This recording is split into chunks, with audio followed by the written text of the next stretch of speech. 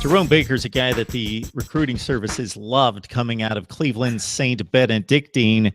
Third-rated player in the state of Ohio, number 4 athlete, according to 247 Sports, and a guy that just didn't see much of the field with only 3 games and a handful of tackles his first season. Then last year we saw how good he could be, and maybe he turns out to be a monster this year, but he had 9.5 tackles for loss and 3.5 sacks last year, Brandon. And Jerome Baker, when he's got his game together, we may see a real breakout disruptor kind of guy that is on the level of some of the other guys we've seen, Myles Garrett, Derek Barnett, somebody like that coming up his next 2 years. It's funny with, somebody that had 83 tackles last year, had pick 6 against Oklahoma, had quite a few sacks, a few different picks, that we consider him a breakout type of player. But outside of Columbus, outside of a few Big Ten fans, you really don't hear the name Jerome Baker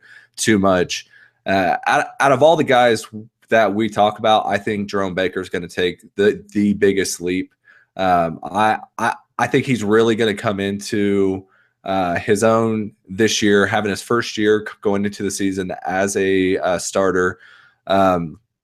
If you remember last year, he was the backup heading into the season, and then Booker went down. Baker just kind of got that starting job and ran with it. So he's had most of last season, all of the offseason as a starter. And I think Baker's really going to explode onto the scene. I think he's very much a possibility if someone's going to leave early next year and jump in and be a first-round pick. I think he's got that type of talent. He's got that type of Ryan Shazier, Darren Lee type of talent where he can impact the game from a few different spots. He's fast enough to cover. The big question with him coming out of high school was where was he going to play too, because he was a linebacker and a running back. There were some schools that wanted him as a running back. So Baker's got the speed.